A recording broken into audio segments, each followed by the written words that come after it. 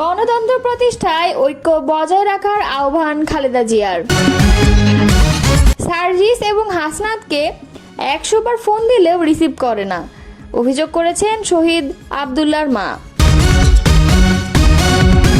সরকার ঘোষিত জুলাই অভ্যুত্থান কর্মসূচি প্রত্যাখ্যান বিপ্লবী ছাত্র পরিষদের। প্রহসনের নির্বাচনের অভিযোগে মামলা, সাবেক সিইসি নুরুল হুদার জবানবন্দি। এতক্ষণ শুনছিলেন সংবাদ শিরোনাম, এবারে বিস্তারিত। গণতন্ত্রকে প্রাতিষ্ঠানিক রূপ দিতে ঐক্য বজায় রাখার ডাক দিয়েছেন বিএনপি চেয়ারপারসন বেগম খালেদা জিয়া। মঙ্গলবার বাংলাদেশ চীন মৈত্রী সম্মেলন কেন্দ্রে বিএনপি আয়োজিত জুলাই আগস্ট গণঅভ্যুত্থানের শোক ও বিজয়ের প্রথম বর্ষপূর্তির বিশেষ অনুষ্ঠানে এই আহ্বান জানান তিনি। গুলশানের বাসা ফিরোজা থেকে ভার্চুয়ালি যুক্ত হয়ে দেওয়া বক্তৃতায় তিনি গুম, খুন ও বিচার বহির্ভূত হত্যাকাণ্ডের শিকার ব্যক্তিদের তালিকা তৈরি ও রাষ্ট্রীয় স্বীকৃতি দেওয়ার তাগিদ দেন। খালেদা জিয়া বলেন, আমাদের সামনে যে সুযোগ সৃষ্টি হয়েছে নতুন করে গণতান্ত্রিক ব্যবস্থাকে প্রাতিষ্ঠানিক রূপ দেওয়ার, তা আমাদের দ্রুত সম্পন্ন করতে হবে। কর্মসংস্থান সৃষ্টি করতে হবে, জনগণের নিরাপত্তা নিশ্চিত করতে হবে। সর্বোপরি বাংলাদেশের স্বাধীনতা সার্বভৌমত্বকে রক্ষা করতে হবে। যে কোনো মূল্যে বীরের এই রক্তস্রোত, মায়ের অশ্রুধারা যেন বৃথা না যায় তা নিশ্চিত করতে হবে। ঐক্য বজায় রাখতে হবে। আসুন আমরা সবাই মিলে শহীদ জিয়ার স্বপ্নকে বাস্তবায়িত করি কোটি মানুষের নতুন বাংলাদেশের নির্মাণের স্বপ্নকে। সংক্ষিপ্ত বক্তব্যের শুরুতে তিনি বলেন, রক্তস্নাত জুলাই আগস্ট 1 বছর পর আমাদের মাঝে ফিরে এসেছে। দীর্ঘ 16 বছর ফ্যাসিস্টদের নির্মম অত্যাচার, নির্যাতন, গ্রেপ্তার, হত্যা ও খুনের মাধ্যমে গণতন্ত্রকে ধ্বংস করে এবং একদলীয় শাসন ব্যবস্থা চিরস্থায়ী করতে চেয়েছিল আওয়ামী শাসক গোষ্ঠী। ছাত্র জনতার সম্মিলিত অভ্যুত্থানের মধ্য দিয়ে ফ্যাসিবাদের পতন ঘটেছে, সুযোগ সৃষ্টি হয়েছে নতুন করে বাংলাদেশকে গড়ার। গুম, খুন, বিচার বহির্ভূত হত্যার শিকার ব্যক্তিদের তালিকা করার প্রতি জোর দিয়ে বিএনপি চেয়ারপারসন বলেন, গুম, খুন, বিচার বহির্ভূত হত্যার শিকার যারা হয়েছেন তাদের তালিকা প্রস্তুত করতে হবে, দ্রুত বিচারের ব্যবস্থা করতে হবে এবং রাষ্ট্রীয় স্বীকৃতি নিশ্চিত করতে হবে। প্রতিটি পরিবারের সম্মান এবং তাদের পুনর্বাসন এবং তাদের নিরাপদ ভবিষ্যৎ নিশ্চিত করতে হবে। জাতীয় নাগরিক পার্টির মুখ্য সংগঠক সার্জিস আলম ও হাসনাত আব্দুল্লাহর 100 বার ফোন দিলেও তারা রিসিভ করেন না বলে অভিযোগ করেছেন আন্দোলনের শহীদ আব্দুল্লাহ বিন জাহিদের মা ফাতেমাতুজ জোহরা। মঙ্গলবার বিকালে রাজধানীর চীন মৈত্রী সম্মেলন কেন্দ্রে বিএনপি আয়োজিত গণঅভ্যুত্থান 2024 জাতীয় ঐক্য ও গণতান্ত্রিক অভিযাত্রা শীর্ষক আলোচনা সভায় বক্তব্য দেওয়ার সময় কান্নাজড়িত তিনি এসব কথা বলেন। অভিযোগ করে তিনি বলেন, এই উপদেষ্টা ও অন্তর্বর্তী সরকার আজ পর্যন্ত আমাদের খোঁজ নিতে পারে নাই। আমার ছেলের রক্তের বিনিময়ে ক্ষমতা পেলেও তারা একবারও আমাদের খোঁজ নেওয়ার প্রয়োজনও বোধ করেনি। এমনকি সার্জিস হাসনাতকে আমরা 100টা ফোন দিলেও তারা রিসিভ করে না। জুলাই অভ্যুত্থানে শেখ হাসিনা সরকারের পতনের পর 5 আগস্ট সন্ধ্যায় বিমানবন্দর এলাকায় গুলিবিদ্ধ হয়ে মারা যায় আব্দুল্লাহ বিন জাহিদের মা বলেন, আমার 2 ছেলে, বড় ছেলে আব্দুল্লাহ বিন জাহিদের বয়স 17 বছর, ছোট ছেলের বয়স 14 বছর। আমার বড় ছেলে মারা যাওয়ার 14 দিনের মাথায় আমার ছোট ছেলের ক্যান্সার ধরা পড়ে।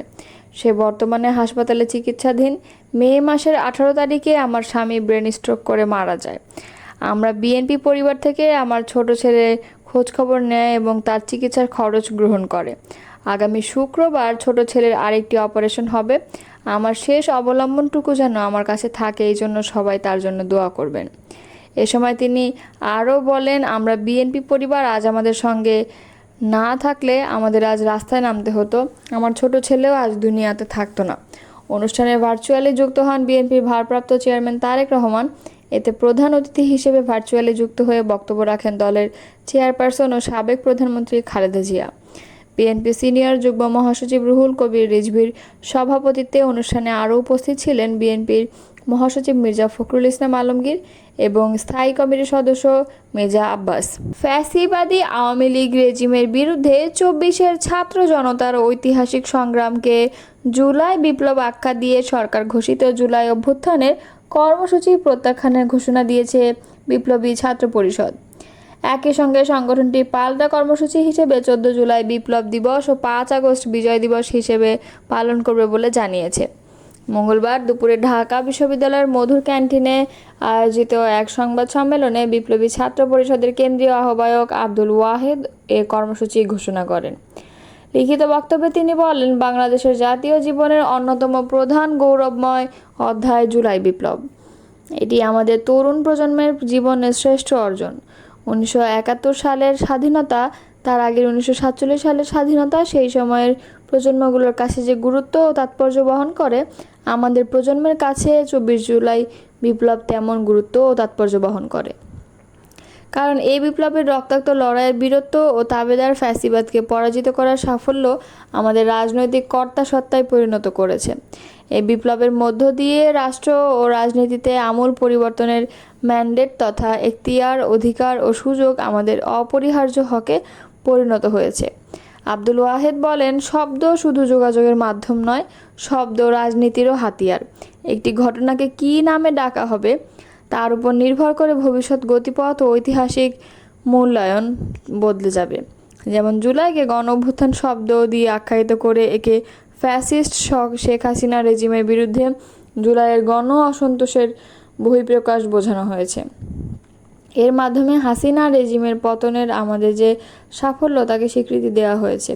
কিন্তু আমরা একটি প্রজন্ম যে দীর্ঘ 16 বছরের প্রতাপশালী ফ্যাসিবাদী শাসন ব্যবস্থাকে পুরোপুরি পরাজিত করে 5 আগস্ট বিজয়ী হওয়ার মধ্য দিয়ে রাষ্ট্র ও রাজনীতিকে নিজেদের বাসনা অনুযায়ী গড়ে তোলার ম্যান্ডেট অর্জন করেছি, তা গণঅভ্যুত্থান নামক শব্দে স্বীকৃত হয় না।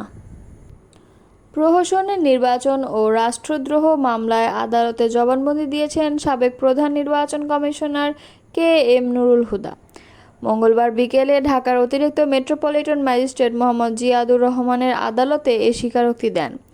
দশম, একাদশ ও দ্বাদশ জাতীয় সংসদ নির্বাচনকে প্রহসনে নির্বাচন করার অভিযোগে সাবেক 3 সিইসি সহ 24 জনের নামে উল্লেখ করে গত 22 জুন রাজধানীর শেরেবাংলা নগর থানায় মামলা করেন বিএনপির নির্বাহী কমিটির সদস্য সালাউদ্দিন খান। এই মামলার অন্য আসামিদের মধ্যে আছেন জুলাই গণঅভ্যুত্থানের ক্ষমতাচ্যুত আওয়ামী লীগ সরকারের প্রধানমন্ত্রী শেখ হাসিনা, সাবেক স্বরাষ্ট্রমন্ত্রী আসাদুজ্জামান খান, সাবেক আইজিপি হাসান মাহমুদ খন্দকার, জাবেদ পাটোয়ারি, KM শহীদুল হক প্রমুখ। মামলাটি দায়ের করার পরই এদিন রাতে গ্রেফতার হন সাবেক সিইসি KM নুরুল হুদা। এদিন স্থানীয় জনগণ তাকে ধরে পুলিশের কাছে সোপর্দ করে। পরে 2 দফায়